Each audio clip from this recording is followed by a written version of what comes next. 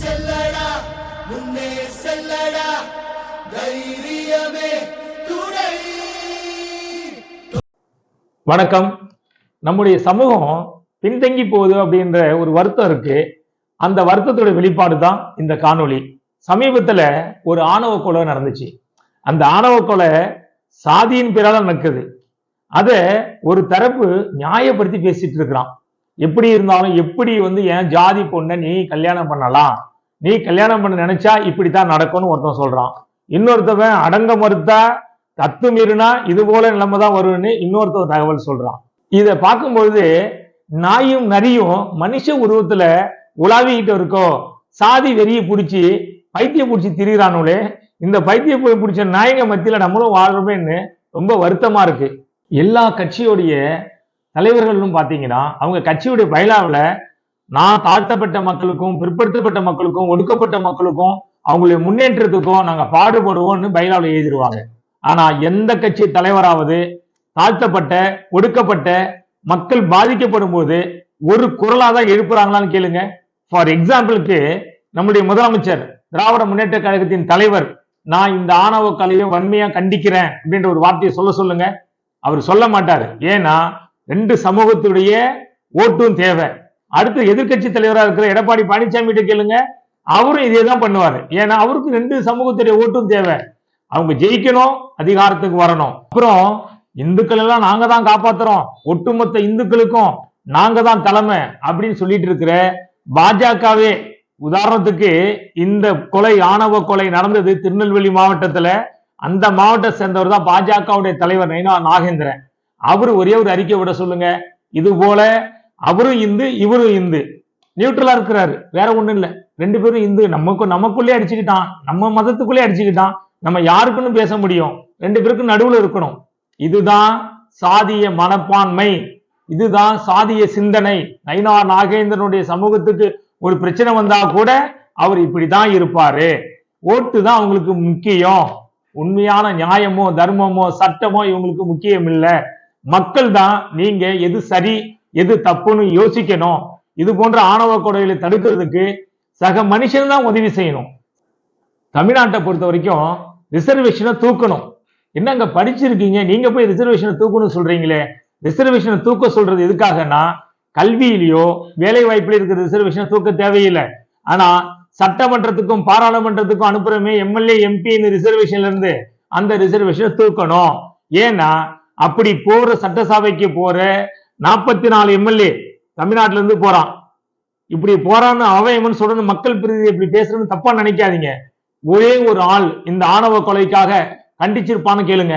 ஒரே ஒரு ஆள் விடுதலை சிறுத்தையை சேர்ந்த எம்எல்ஏக்களை தவிர மற்ற கட்சி தலைவர்கள், மற்ற கட்சியை சேர்ந்த எம்எல்ஏக்கள், எம்பிக்கள் 7 எம்பி எக்ஸப்ட் 2 எம்பி விடுதலை சிறுத்தையை சேர்ந்த அண்ணன் திருமாவளவனும் மரியாதைக்குரிய ரவிக்குமார் அவர்களை தவிர மற்ற எம்பி எந்த எம்பியாவது ஒரே ஒரு குரல் இந்த மாதிரி ஒரு சம்பவம் நடந்திருக்கு, எங்க தமிழ்நாட்டுல சாதி வெறியோட திரியிறானுங்க, அவங்களுக்கு கடுமையா நடவடிக்கை இருக்கணும், ஒரு புது சட்டம் இயற்றலன்னா நாங்க சட்டசபைக்குள்ளே வரமாட்டோம் அப்படின்னு சொல்ற எம்எல்ஏ காட்டுங்க. நீங்க அப்படி சொல்ற பார்லிமெண்ட்ல போய் பேசக்கூடிய அந்த 2 எம்பியை தவிர மீதி இருக்கிற எம்பியை காட்டுங்க. முடியாது. அம்பேத்கர் எந்த நோக்கத்திற்காக இந்த ரிசர்வேஷனை கொண்டு வந்தாரோ அந்த ரிசர்வேஷனால எந்த பயனும் இல்லை. முதலமைச்சர் சொல்ற மாதிரி சொல்லணும்னா எந்த பயனும் இல்லை. பயனும் இல்லாத இந்த பைத்தியக்கார பயல்களை அனுப்பி எந்த ஓட்டு வாங்கிட்டு அங்க போய் உட்காந்துட்டு கவர்மெண்ட் சம்பளத்தை வாங்கிக்கிட்டு அந்த மக்களுக்கு கொடுக்கப்பட்ட பிரதிநிதித்துவத்தை வாங்கிக்கிட்டு அந்த மக்களுக்காக ஒரு குரல் கொடுக்கறான்னு சொல்லுங்க. அப்புறம் அந்த ரிசர்வேஷன் எதுக்குன்னு நீங்களே சொல்லுங்க. அந்த ரிசர்வேஷன் தேவையில்லை. இதெல்லாம் ஒரு பக்கம் இருக்கட்டும். நீங்க பாதிக்கப்பட்ட அந்த கவியனுடைய சமூகமான தேவேந்திர குல வேளாளர்களுக்காக நாங்க தான் தேவேந்திர குல வேளாளர்களின் பிரதிநிதி, நாங்க சொல்றதான் கேட்கணும், நாங்க தான் அவங்களுடைய உண்மையான அடையாளம் அப்படின்னு சொல்லிட்டு இருக்கிற மரியாதைக்குரிய அண்ணன் ஜான் பாண்டியன், அதாவது தமிழக மக்கள் முன்னேற்ற கழகத்துடைய தலைவர், அவரும் அவரோட இணைஞ்சின்னு சொல்லக்கூடாது, அவரை மாதிரி ஒரு கட்சி நடத்திட்டு இருக்கிற புதிய தமிழ் கட்சியோட தலைவர் மரியாதைக்குரிய டாக்டர் கிருஷ்ணசாமி, இவங்க 2 பேருமே அந்த சமூகத்துக்காக நாங்க அந்த சமூகம் முன்னேறதுக்காக பாடுபடுறோம் அப்படின்னு சொல்லிட்டு இருக்காங்க. ஆனா அண்ணன் ஜான் பாண்டியன் சொல்றாரு, டாக்டர் கிருஷ்ணசாமி எங்க ஜாதியே கிடையாது, அவரு அருந்ததியர். ஏங்க யாரா இருந்தா என்னங்க, ஒடுக்கப்பட்ட மக்களுக்காக ஒரு குரல் கொடுக்கிறாருல, இருந்துட்டு போட்டுமே அப்படின்னு சொல்றதுல, என் ஜாதிக்காக நான் தான் பேசுவேன், என் ஜாதிக்காக நான் தான் பேசுவேன். பேசுவீங்கன்னு கண்டிப்பா பேசுவீங்க. நீங்க மாற்று சமூகத்துல ஒரு பொண்ணை கல்யாணம் பண்ணிக்கிட்டீங்க, அது உலகத்துக்கு தெரியும். அந்த மாற்று சமூகத்துல நீங்க திருமணம் பண்ண போது உங்களை அந்த சமூகத்தை சேர்ந்தவங்க உங்களை இது வரைக்கும் கொல்லவோ உங்களை தாக்கவோ முயற்சி பண்ணல. ஏன் தெரியுங்களா? நீங்கள் அரசியல் பலத்தையும் அதிகார பலத்தையும் கூடவே மக்கள் பலத்தையும் கூட வச்சிருக்கீங்க. அதனால உங்க மேல தாக்குதல் நடத்தவோ உங்களுக்கு எதிராகவோ பேசவோ யாரும் வரமாட்டாங்க. ஒரு சாமானியவன் ஒரு இன்னொரு பொண்ணு மேல ஒரு அன்பு செலுத்தினா அவன் உங்களை மாதிரியே படைய வச்சுன்னு தெரியவானா? உங்களை மாதிரியே ஒரு பெரும் அரசியல் அதிகாரத்தோடு இருப்பானா? கொஞ்சம் யோசிச்சு பாருங்க. உங்களுக்கு கிடைக்கிற வாய்ப்பு கிடைச்சதுன்னா உங்களுக்கு அதுக்கான சூழல் அமைஞ்சது. ஆனா இவங்களுக்கு அப்படி இல்லை. யார் குரல் கொடுத்தாலும் அதை ஏத்துக்கணுன்ற மனநிலை உங்களுக்கு இல்லை. ஆனா நான் தலைவனா இருக்கணும்னு நினைக்கிறீங்களே தவிர ஒடுக்கப்பட்ட மக்களின் பிரதிநிதியாக நம்ம இருக்கணும் அப்படின்னு நினைக்கிறது இல்லை. நான் தலைவனா இருக்கணும். அது டாக்டர் அண்ணன் கிருஷ்ணசாமியாவும் இருக்கட்டும், மரியாதைக்குரிய அண்ணன் ஜான் பாண்டியனாவும் இருக்கட்டும், ரெண்டு பேரும் தலைவராக இருக்கத்தான் முயற்சி பண்றீங்க. இது உங்க சமூகத்துல மட்டும் கிடையாது, பறையர் சமூகத்திலும் இந்த நிலைமை இருக்கு. பல்வேறு அமைப்புகள் இருக்கு. நான் தான் பறையர் சமூகத்துக்கான அடையாளம், நான் தான் அப்படின்னு இருக்காங்க. யாருமே புரட்சியாளர் அம்பேத்கர் சொன்ன அந்த தத்துவத்தை நீங்க ஃபாலோ பண்றது இல்ல. அடுத்தது, எங்களை பட்டியல் சமூகத்தை விட்டு தூக்குங்க அப்படின்னு தேவேந்திர குல வேளாளர் சமூகத்தை சேர்ந்த சகோதரர்கள் எல்லாம் பெரிய போராட்டம் நடத்துறாங்க. இன்றைய தினம் ஒரு மாநாடு கூட நடத்துறதா கேள்விப்பட்டோம். சரிதான், எங்கள் பட்டியல் சமூகத்தை இருக்கிறதா தான் எங்களுக்கு இழிவா இருக்கு, எங்களை இழிவுபடுத்துறாங்க அப்படின்னு நீங்க நினைக்கிறதுல தப்பு இல்லை. ஆனா ஒரே ஒரு விஷயம் சொல்றேன், கேட்டுக்கோங்க. உங்களை பட்டியலினத்திலிருந்து தூக்கினாலும் உங்களை யார் இழிஜாதி என்று நினைக்கிறாங்களோ அவங்க மனநிலை மாறாத வரைக்கும் உங்களை கீழ் ஜாதியா தான் பார்ப்பாங்க, தாழ்த்தப்பட்டவனா தான் பார்ப்பாங்க. அப்புறம் இங்க ஒரு அரசியல்வாதி என்ற பேர்ல ஒரு பைத்தியம் ஒண்ணு தெரியும், அதுக்கு பேரு சீமான். நாம் தமிழர் கட்சின்னு வச்சிருப்பான் அவன் பேரு. என்னடா இப்படி அவன் இவன் பேசுறனே தப்பா நினைச்சுக்காதீங்க. அவன் ஊருக்கு ஊருக்கு போய் அந்தந்த ஊர்ல எந்த ஜாதி டாமினேட்டிங் ஜாதியா இருக்கோ அந்த ஜாதி பெருமையை பேசுவான். ஒரு ஊர்ல அதாவது வட மாவட்டங்கள்ல போனா என்ன பறையர்னு சொன்னீங்கன்னா செருப்பால் அடி பண்ணானுவான். அப்படி இந்த பக்கம் வந்தீங்கன்னா வன்னியர் சமூகத்தை பார்த்தா எங்க ஐயா இருக்கிற வரைக்கும் ஒன்னும் பிரச்சனை இல்லைன்னு வன்னியர் சமூகத்துக்கு ஆதரவா பேசுவான். அப்படி தென் மாவட்டங்கள்ல போனா ஒரு பக்கம் போயிட்டு எங்க தாத்தா முத்துராமலிங்க தேவர்னுவான். இப்ப என்ன சொல்றான் திடீர்னு, யாராவது எங்களை பல்லர் என்று சொன்னால் நாங்கள் பொதுச்சேவான்றான். டேய், எல்லா ஜாதியை பத்தி பேசுறவன் இவன் மட்டும்தான். இவன் நாம் மற்ற கட்சிக்காரங்களாவது பொது அரசியல்னு பேசிக்கிட்டு உள்ளுக்குள்ள சாதி அரசியல் பண்ணிட்டு இருப்பான்.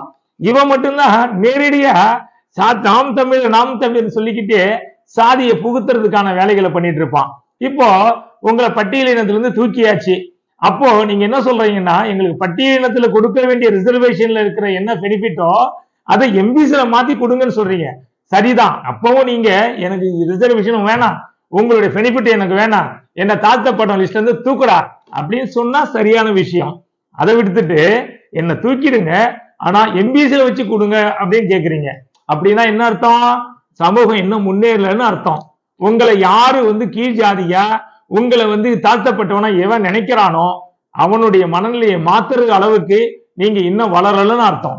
அப்போ இதே மாதிரி உங்களை பட்டியலிடத்துல தூக்கியாச்சு. கவின் மாறி ஒருத்தவனை வேறொருத்தவன் ஆணவ கொலை பண்றான் அல்லது சாதிய மனநிலையை உள்ளுக்குள்ள வச்சுக்கிட்டு ஒரு தாக்குதல் நடத்துறான். அந்த தாக்குதல் நடத்தும் பொழுது SC/STன்னு ஒரு ஆக்ட் இருக்குல்ல, அந்த ஆக்டை யாரோ ஒரு சில பேர் தவறா கூட பயன்படுத்தலாம். ஆனா அது தவறா பயன்படுத்துவதற்காக உருவாக்கப்பட்ட சட்டம் அல்ல.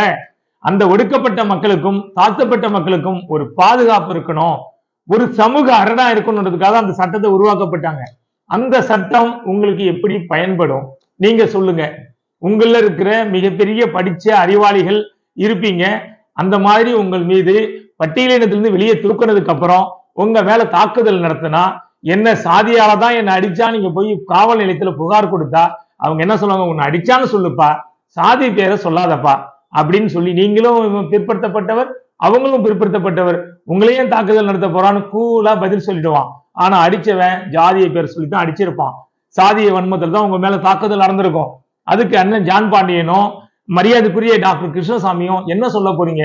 நீங்க எல்லாம் எங்களுக்கு ஜாதி வேணாண்டா, எங்களை தாழ்த்தப்பட்ட சமூகத்துல தூக்கிட்டு எங்களை ஜாதி இல்லைன்னு சொல்லுங்கடா அப்படின்னு சொல்லியிருந்தீங்கன்னா உங்களை பாராட்டலாம், போற்றலாம். அப்பவும் நீங்க இன்னொரு சாதிக்குள்ளதான் போகணும்னு நினைக்கிறீங்களே தவிர ஜாதி இல்லைன்னு சொல்லல.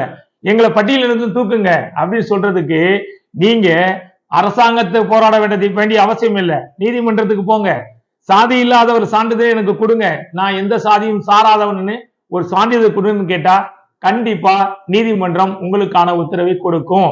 ஏற்கனவே பல பேரு அது மாதிரி நாங்கள் சாதியற்றவர்கள் அப்படின்னு சான்று வாங்கியிருக்காங்க. அது போல வாங்கிக்கோங்க, யாராருக்கெல்லாம் வேணுமோ வாங்கிக்கோங்க. அதை விட்டுட்டு எங்களை தேவேந்திர குல வேளாளர்கள் அப்படின்னு சொல்லுங்க. நீங்க எல்லாரும் சக மனுஷங்கன்னு நினைங்க. ஒரு பக்கம் ஒவ்வொரு மீட்டிங்லயும் மரியாதைக்குரிய அண்ணன் திருமாவளவனை விமர்சனம், பயங்கர விமர்சனம், திட்டுறீங்க. ஒரு பரப்பையன் புடிச்சிட்டான்டா, ஒரு பரப்பையன் ஆதிக்கத்தை ஃபுல்லா புடிச்சிக்கிறான், அதிகாரத்தை புடிச்சிக்கிறான். அப்பவும் பாருங்க, உங்களுக்கு கீழே ஒருத்தன் இருக்கணும்னு நினைக்கிறீங்க. அங்க அந்த பக்கம் பாத்தீங்கன்னா அருந்ததிற்கு ஏன்டா 3 இடஒதுக்கீடு கொடுத்தீங்க? என்னைக்காவது ஒரு நாள் நீங்க ரிசர்வேஷன் தொகுதியில நிக்காம பொது தொகுதியில வந்து நின்று நீங்க ஜெயிச்சு காட்டிட்டு சட்டசபையில வந்து சொல்லுங்க, இங்க பாருங்க நாங்க பொது தொகுதியில நின்று சட்டசபையில ஜெயிச்சிருக்கோம், அதனால இனிமே எங்களை பட்டியல் இனத்துல சேர்க்காதீங்க அப்படின்னு கம்பீரமா சொல்லுங்க. அப்போ இந்த நாடு செய்ய வேண்டிய சூழல் வரும். அது எப்படின்னா, நீங்க எல்லாரும் சமமாக மாறுகின்ற சூழ்நிலை வர்ற வரைக்கும் இந்த நிலை நடக்கும். தயவு செஞ்சு மக்களாகிய நீங்கள் இந்த காணொலியை உங்களுக்கு கொடுக்கறதுக்கு முக்கிய நோக்கம் என்னன்னா, சாதிய வன்மத்தோட மத வெறியோட சக மனுஷனா பார்க்காம இருக்கிறது தான் வருத்தமா இருக்கு. இது போன்ற சிந்தனைகளை தூக்கி எறிஞ்சிட்டு நாமெல்லாம் மனுஷங்க, ஒரு மனிதனுடைய வளர்ச்சிக்கு இன்னொரு மனிதன் உதவி செய்யணும் அப்படின்ற எண்ணத்துக்குள்ள நீங்க வரணுன்றதுக்காக தான் இந்த காணொலி. காக்கை குருவி கூட ஏதோ ஒரு குருவி செத்து கிடந்தா சில குருவிகள் வந்து கத்தும். காக்கா கருப்பு கலர்ல துணி கிடந்தா கூட காக்கா காக்கான ஒரு பெரிய கூட்டத்தையே கூட்டி கத்தும். இதெல்லாம் நீங்க பார்த்திருப்பீங்க. காக்கை குருவிக்கு கூட இருக்கிற ஒரு சராசரி உணர்வு மனுஷனா இருக்கிற நமக்கு இல்லைன்னும் போது மிகுந்த வருத்தமா இருக்குது. அதை தாண்டி காக்கை குருவி என் ஜாதின்னு சொன்னானே மகாகவி பாரதி, அவனை கொஞ்சம் ஒரு நிமிஷமாவது நீங்க எல்லாம் படிச்சிருந்தீங்கன்னா, சாதிகள் இல்லையடி பாப்பா குலம் தாழ்த்தி உயர்த்தி சொல்லல் பாவம்னு சொன்ன அந்த பாரதி சொன்னதை ஒரு 3ஆம் வகுப்புல 4ஆம் வகுப்புல நீங்க எல்லாம் படிச்சிருந்தீங்கன்னா மனுஷங்களா மாறுங்க. இது வந்து சாதி வெறியர்களுக்கு மட்டும்தான். சமூக ரீதியாக சமூக நீதியை கொண்டாடுகின்ற பெரும்பான்மையான மனிதர்களுக்கு இந்த காணொலி இல்லை. நன்றி, வணக்கம்.